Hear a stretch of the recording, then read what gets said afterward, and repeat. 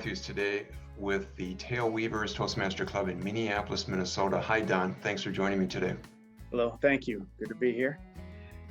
You know, you were recommended to me as an interesting person to speak with because you're an author, but it's not just an author on any topic that we would all be familiar with. It's this topic of underwater hockey, which I hope to hear more about today. And it's, on one hand, it seems like it's pretty far afield from the world of Toastmasters, but the more I talk to you, the more I realize that there's all these interesting connections there, and I hope to be able to kind of delve into that as well. The other thing I wanted to mention, Don is currently Sergeant of Arms with his club, but he reminded me that back in 2006 or thereabouts, he was known as the AV chair of District 6, which I think is an amazing connection. Yeah. And Don was sharing also that he has been to spring district conferences, which of course we have coming up here in April 16th and 17th, for many years prior. So thank you, Don, for all of your contributions to District 6 over the years. Absolutely.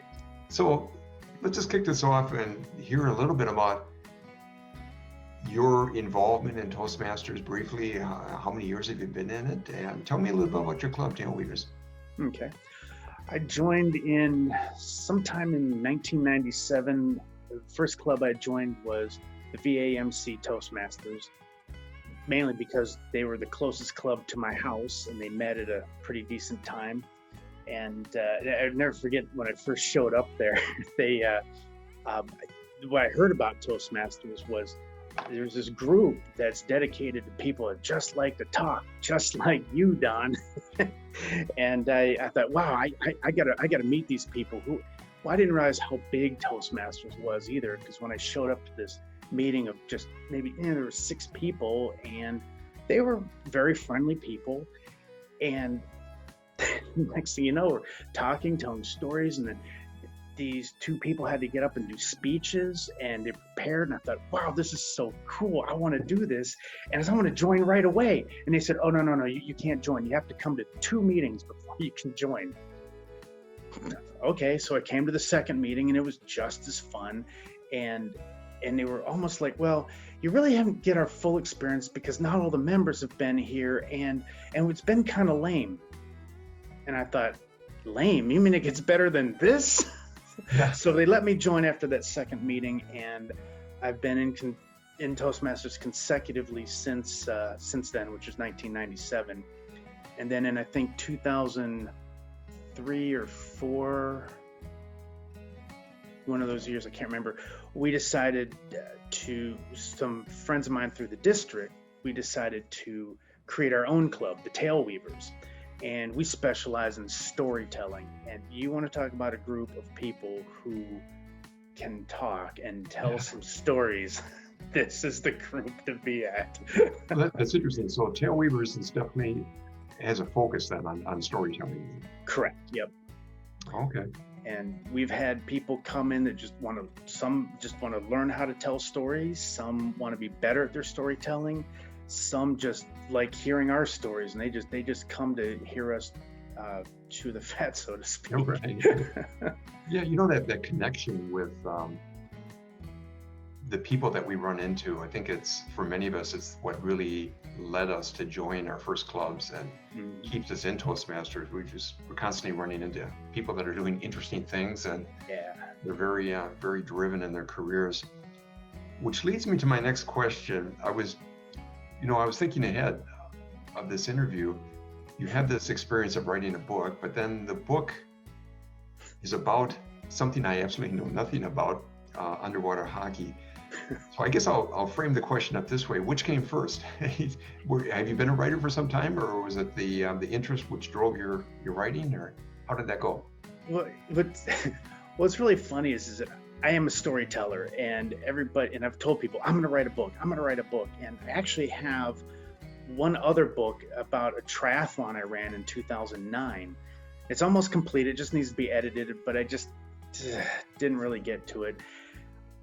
The writing I do, mostly for work, is a lot of nonfiction. I'll write policies, procedures, workflows, just very technical documents, and that's the kind of writing I do. And so the funny thing is, is that most people would expect that I was going to write a book. It would be a best-selling novel or something like that, and it just no, not a novel. It is actually called The Treatise of Underwater Hockey Fouls, and and as I've told you, I'm a pretty avid underwater hockey player, and let's see, I went to referee. So I've been doing a lot of refereeing at tournaments. And how that got started was I ended up with a concussion back in 2014, and I couldn't play tournaments anymore because every time I'd get the puck and I'd run for goal, don't hit me, and end up giving up the puck. And the rest of my teammates said, Don, we don't really want you playing. It's just like, why don't you go a ref? So I started refereeing, and I got really good at it. So good to the point that I made it to the 2016 World Championship in South Africa. So I traveled all the way to South Africa to referee the World Championship there. And then in 2018, refereed in Canada. And I actually started writing this book in 2016 when I started realizing that there are referees that don't really know the rules well of underwater hockey. And it's not so much whether referees know the rules or not know the rules, but it's how they're interpreted and how you apply them. And I tell you, there's so many players that have the confusion as well. It's like, well, is this a foul or is this not a foul? So there are 11 fouls in the book, and I go through every single foul in detail, giving examples of this is what the foul is, this is how it's interpreted, this is how the ref will see this if you have this kind of behavior. So it's how we interpret it, and it also gives the player advice on how to prevent creating these fouls. Because as I ref, I noticed that quite often the players most often are committing fouls and not even realizing it. It's some they don't know. There are very few that are trying to get away with something, but it's almost obvious when you've refed enough that you can see, somebody that really doesn't know versus somebody that really does know or really should know. My knowledge of underwater hockey is virtually no. I'm learning on the spot right now, listening to your talk. I did go on and pull up some YouTube videos just out of curiosity. There's a lot out there. I guess the first thing that struck me was, this is not water polo where the action is taking place on the surface of the water. I saw opposing teams come at each other and then go down. So all the action is taking place literally at the bottom of the pool. Correct. And so being the referee, I would assume you need to be there where the action is taking place. How long can you stay down as you're watching all this? 15 minutes, the whole half of the game. Nope. Yeah, no, I'm kidding. We, fortunately, as far as the refs, we have mask snorkel and fins just like the players, and we all start at the surface, but we have to get down to the bottom where the action is, and especially when the players are at the goal post. When they go in for goal, we've got to be to make sure that when the puck goes in the goal, it goes in properly, call that goal properly, and how do I say it? So there's a lot of things that can go wrong, especially on scoring. And that's one place where we particularly have to be on the bottom, under the water. And then there's a lot of places, there are a lot of fouls that can happen that you can't see from the surface. So all referees are encouraged to be on the bottom for as long as possible, which is why we joke about, we're down there all the time, the whole 15-minute half, we're good. Right. So it feels like sometimes. Yeah, it's interesting. I mean, the very concept of being a referee means you need to be there when the action's happening to be able to have a good visual and stay safe, because these pucks, even though they're about 3 pounds. So this puck is encased in lead, or I'm sorry, it's a lead billet in the middle, encased in was it like a urethane rubber? Okay. And these slider discs are or Delrin, and they slide against the surface really nicely, but they're heavy, and we can with our sticks. And if you can see the angle on, so this is my black stick, you can kind of see how it's angled a little bit. And this is a left-handed stick because I'm left-handed. And what we do is we can take, see if I can get this right. We can take the edge of this stick, as you can see, we can actually lift this puck off of the surface and fling it either into the goal or off to another player. Or into a player if they're... Or into a player, which sometimes happens. And if it's to the head, it usually winds up in a pretty bad injury. Oh, maybe that's the one thing that kind of a shared characteristic for water polo, that it can be rough and tumble. Yeah.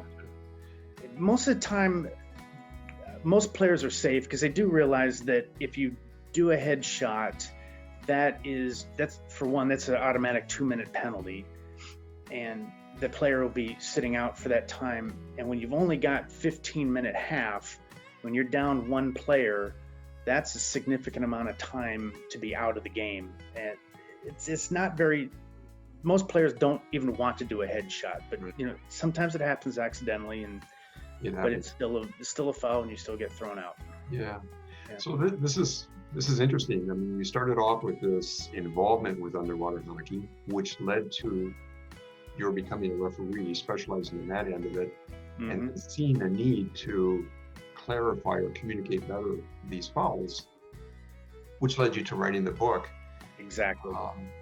I've never, I guess I'm similar to you.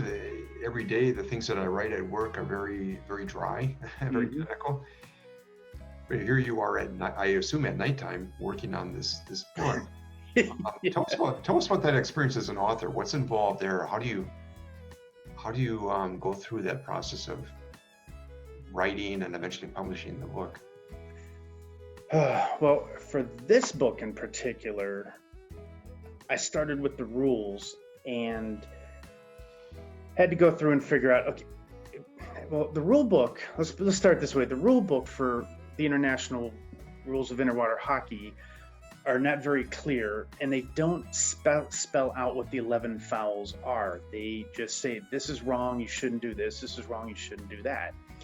So I went through everything that I know that we compile as a foul and said, okay, these are the qualities of this foul, and these are the qualities. So once I organized all that, there were 11 fouls I needed to write about, and I just made the same sections for each foul.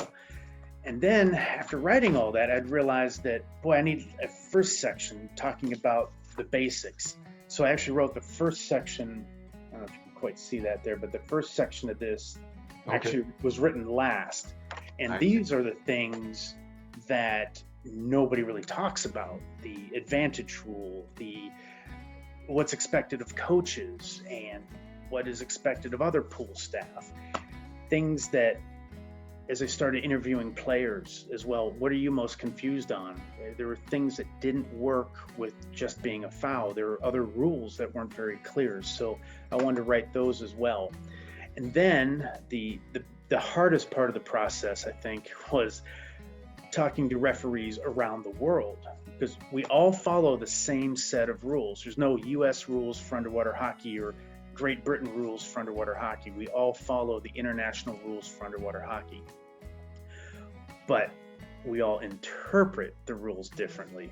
That is probably what took the longest amount of time. I would take this compilation of fouls and say, how would you interpret this? And they would write back saying, not like you.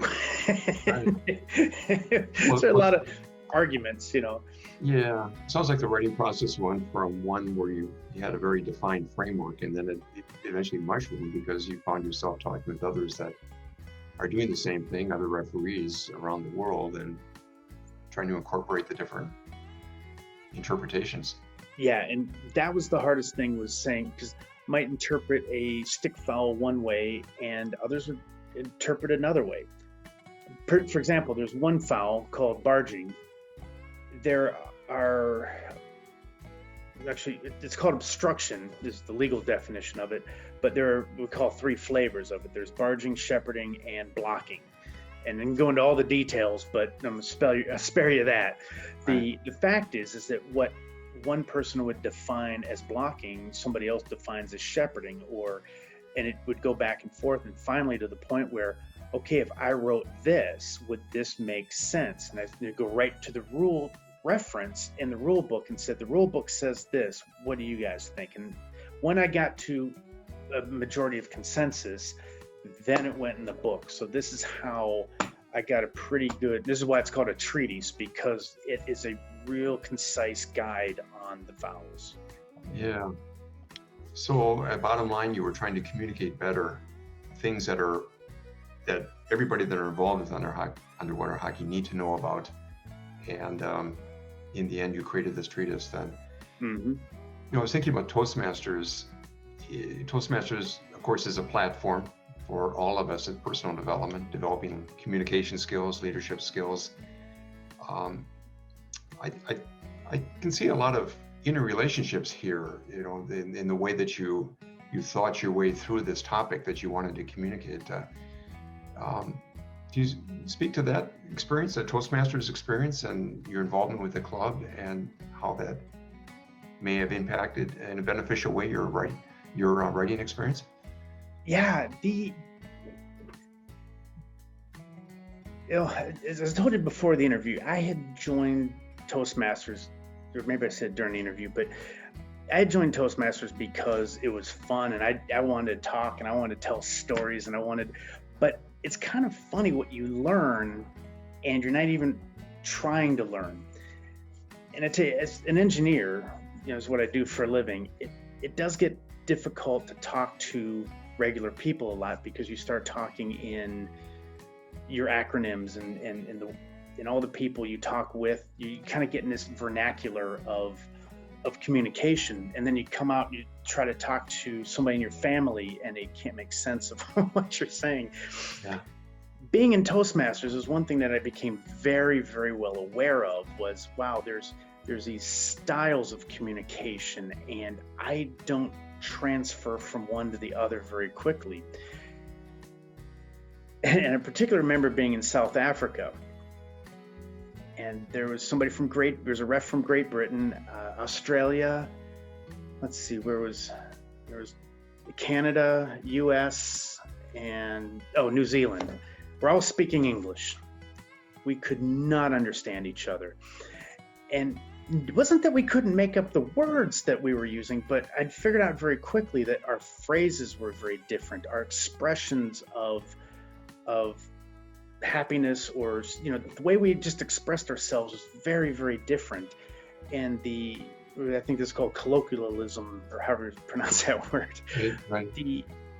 But once I figured out that's what it was, it became easier to communicate with them, because they just use the words that express what is needed to be said, made it easier to communicate across, we're all speaking English, but we don't understand each other. But being very concise helps, because we all understand the basics of the English.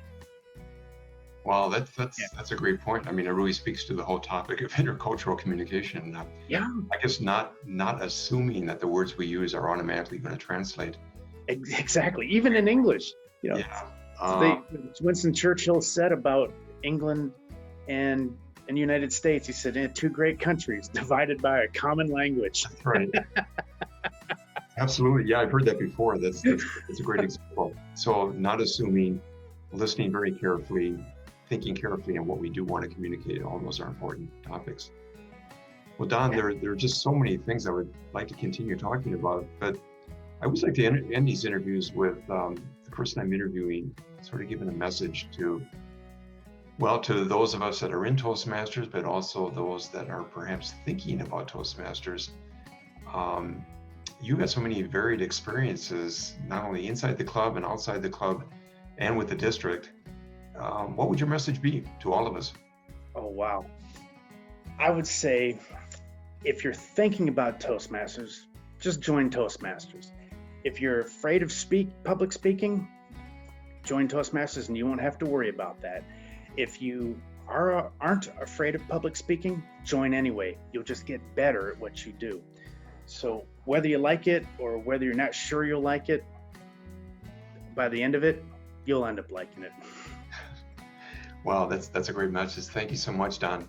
You bet. And anyway, I hope that I run into you at some in-person spring conference. Perhaps we'll meet virtually this upcoming conference. So yeah, I'm planning to be there at this spring conference. And like I said, I've been to 40 of them. I haven't missed one between 98 and 2018, or 1998 and 2018. So it's 20 years of fall and spring conferences consecutive. Haven't missed a one, and want to make it to many more. Well, there you go. That's the other secondary message, that if you haven't registered yet for the spring conference, go out there in the D6 website and by all means register. So I better get on that then. Yeah. Well, Don, thanks again for your time today, and great. Take good care. All right, thank you. Have a good one, Chuck. Bye now.